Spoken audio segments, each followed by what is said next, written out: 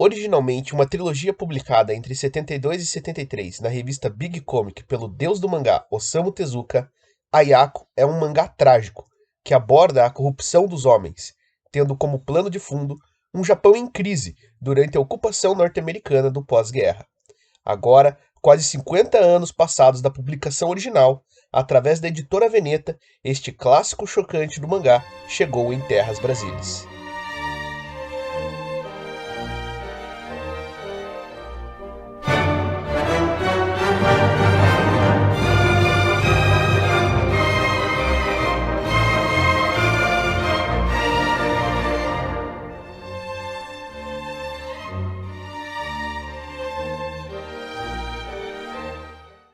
A história que acompanhamos em Ayako começa quando o personagem Jiro Tenge volta para o Japão depois de passar algum tempo como prisioneiro dos americanos, em decorrência dele ter lutado do lado japonês na Segunda Guerra Mundial.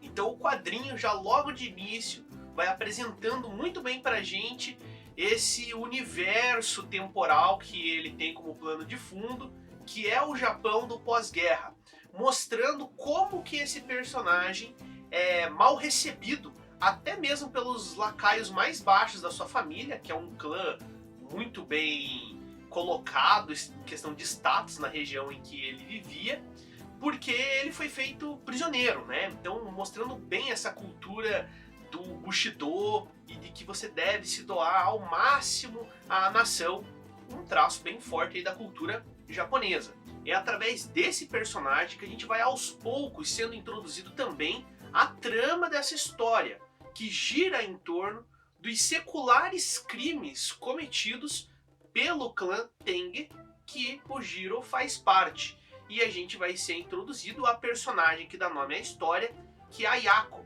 que logo no início é só uma pequena criança, que não sabe, mas apesar de toda a sua inocência e nenhum envolvimento direto com esses crimes, vai acabar se tornando o bode expiatório da sua família para todos os erros que eles já cometeram. É fácil concluir que a essência temática de Ayako seja a corrupção do homem. E mais do que ler aqui o homem humano, lê o homem, o macho, o masculino. Porque em vários momentos da história a gente vai ver as mulheres numa posição de vítima, e realmente de vítima, sofrendo uma agressão física, violência psicológica e de várias outras formas que não vale citar, que vocês devem imaginar. Então, o homem fazendo de tudo, principalmente se utilizando da mulher para manter a sua honra. Então esse machismo, ele está constantemente atrelado na história com esses crimes e essas atitudes absurdamente contestáveis da corrupção pela honra e também a corrupção pelo poder. Já que esse clã da família Tenge, ele é um clã que manda numa região bem interiorana do Japão. A história, ela é contada num ritmo muito interessante. O Tezuka, ele tem uma arte que faz muita referência a um traço mais infantil, pro que se tornou hoje em dia a questão artística mesmo, do que é mangá, do que é anime. E pra mim isso é ainda mais forte, porque pra mim a maior referência de Tezuka é Astro Boy, que eu assisti na TV e que eu li também. Então quando você mistura esse traço a princípio mais infantil com uma temática mais adulta e pesada, dá uma certa estranheza. Mas como a história é muito bem contada, tem um ritmo muito interessante, passa por diversos anos, essas coisas vão se misturando e elas vão se complementando. Porque quando você vê personagens desenhados daquela maneira, fazendo atitudes que são chocantes, para dizer o mínimo, isso só faz daquela cena algo ainda mais grotesco. Então essa edição da editora Veneta eu achei simplesmente excelente, tá? Pro calibre da obra eu até me surpreendo, acho até um pouquinho demais. Eu esperaria isso daqui de capa dura, com essa qualidade de papel, com esse cuidado editorial e tudo mais, de uma outra obra do Tezuka que mais pra frente eu quero trazer, que é o Recado a Adolf, que eu já tenho aqui e já tô lendo, que é muito mais conhecida do que a Ayako. Mas enfim, Isso não diminui nada a edição, que é excelente, tem por volta de 730 páginas. Como eu falei, tem um preciosismo editorial muito grande, então sempre que é preciso, você tem ali uma anotação para te ajudar a entender, para te explicar que partido político é aquele que está sendo citado, porque como disse, como tem esse panorama histórico-político de pós-segunda guerra, de ocupação norte-americana no Japão, isso daí é muito forte no texto. Então, partidos políticos são citados, personagens políticos da época, eventos da história japonesa desse período. Então tem bastante nota de rodapé. Particularmente, eu até, me adiantando um pouquinho, me incomodou em alguns momentos ter muita nota de rodapé, porque acaba quebrando a dinâmica da leitura do quadrinho, que é praticamente como, vamos dizer assim, um desenho ou um filme, né? Que tá se desenrolando ali na tua mente quando você vai vendo os quadrinhos. Então dá uma quebrada nessa dinâmica. Mas eu acho que não tinha como ficar de fora, senão você não teria um entendimento completo da obra. Então, em tudo que se refere à edição, eu diria que é 10 de 10. Excelente. E uma última situação muito interessante da edição para a gente comentar aqui é o fato de que ela tem os dois finais feitos pelo Tezuka. Sim, a história tem um final que seria o final canônico e o final que foi publicado pela primeira vez por Tezuka. Ele não gostou tanto daquele fechamento que ele fez e resolveu fazer um fechamento diferente, que particularmente gostei mais do fechamento que o próprio Tezuka diz, que é o verdadeiro fechamento para essa história, tá? Então, já fica sabendo, você vai encontrar os dois finais aqui. Não vai precisar ler, descobrir que tem um outro final e sair caçando na internet. Então, para falar em si, como que foi a minha experiência lendo Ayako? Eu gostei demais desse texto. Foi uma coisa assim que eu pegava e lia tipo várias páginas numa sentada só. É um livro bem grande, né? 730 páginas, mesmo com um quadrinho assim até que é bem robusto, né? Você gasta um certo tempo. Me fez ir bastante pesquisar na internet, conhecer mais sobre esse panorama histórico do Japão. Me ajudou inclusive a estabelecer insights com coisas que eu não imaginava que tinham relação, como a Guerra da Coreia e esse período de ocupação norte-americana no Japão, que estão tão vinculados. E é uma coisa até meio lógica, mas eu não sabia de alguns detalhes e aprendi através de Ayako. Uma das coisas que eu tive uma certa estranheza, mas não aquela estranheza boa, artística, que nem eu já citei antes, de realmente ter me incomodado um pouco, foi em me acostumar com a velocidade quadrinística do Tezuka, vamos dizer assim. Eu tô muito acostumado com tanto mangás quanto HQs de outro período, né? Provavelmente é uma questão nesse sentido, de que, vamos dizer assim, algo que está se desenrolando no mesmo local ou no mesmo momento se encerra numa página e se inicia na página seguinte. Isso não acontece com o Tezuka.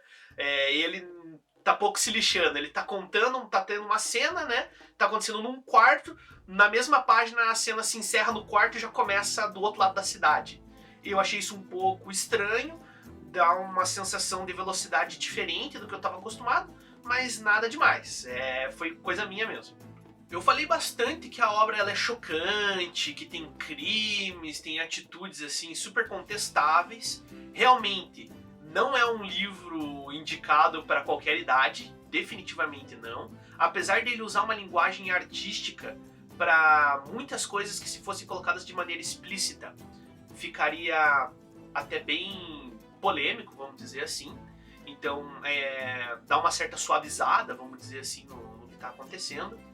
Mas o fato é que tem momentos que você está lendo a história e personagens, até personagens que você não espera que eles vão tomar atitudes, são personagens assim que você fala assim, não, de toda essa gente que não presta que tá aqui nesse livro, esse cara aqui é gente boa. E aí lá o cara vai lá e faz uma coisa absurdamente horrível, você para de ler e você fala, ok, por hoje deu, amanhã eu continuo. Então tem momentos assim bem surpreendentes mesmo e eu gostei bastante disso.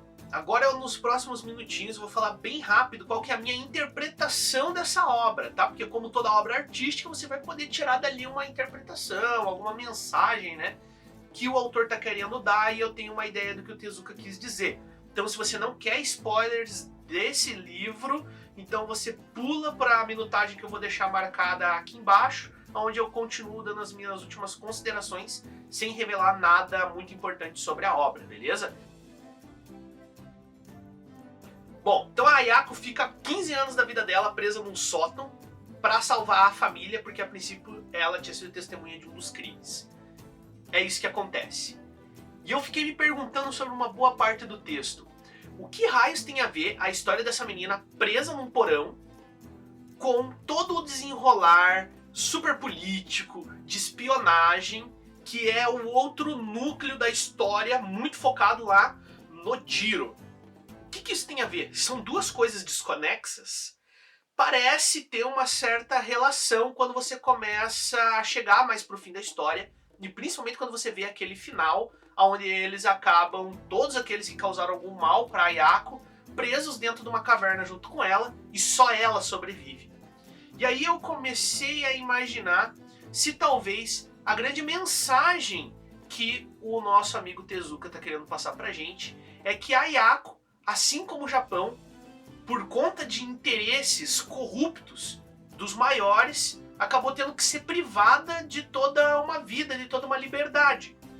Então a Ayako, presa no porão, nada mais é do que uma grande alegoria do que foi a própria nação japonesa durante o período de ocupação norte-americano pós a Segunda Guerra Mundial, que fez com que acontecesse no Japão, e isso é abordado claramente pela obra, passar por um processo de americanização que é brutal e que é uma grande discussão que existe dentro da intelectualidade japonesa desde a década de 70, né? Desde a década de 60, dá para dizer facilmente. Que Japão é esse que a gente tem hoje em dia? É o Japão de verdade?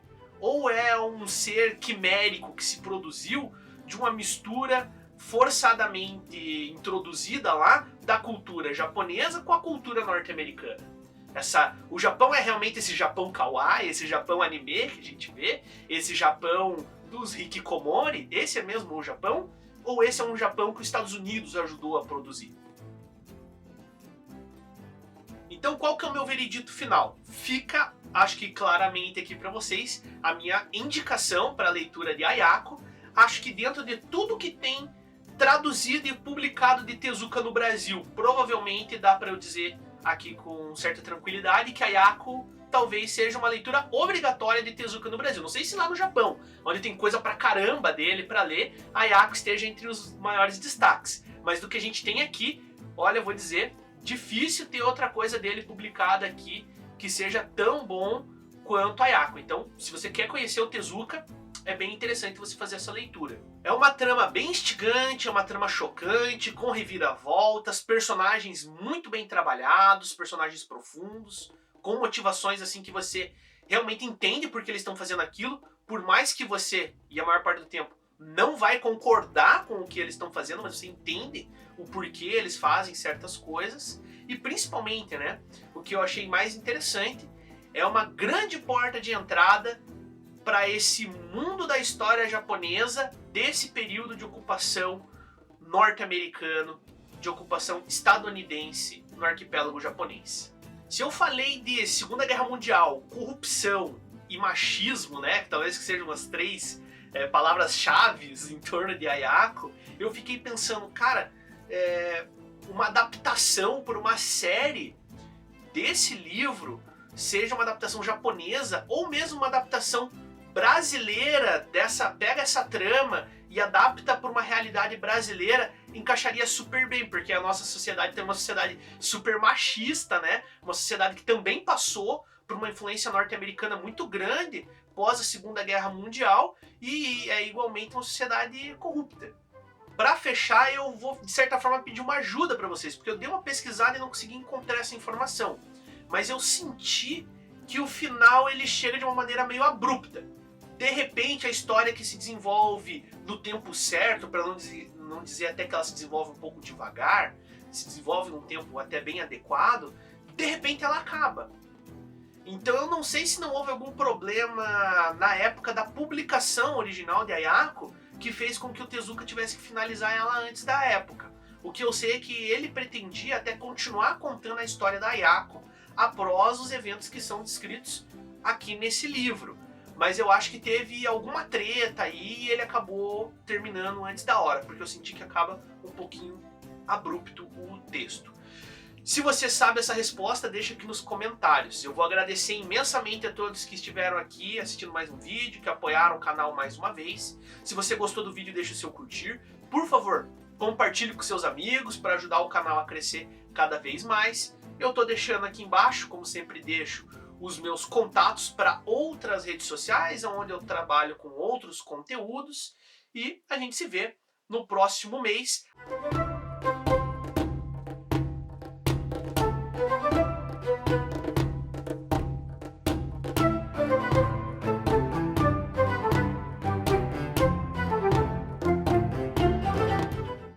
No Brasil, apesar de ser um texto até que dos bem canônicos do Tezuka, né? Opa, tá de ponta cabeça.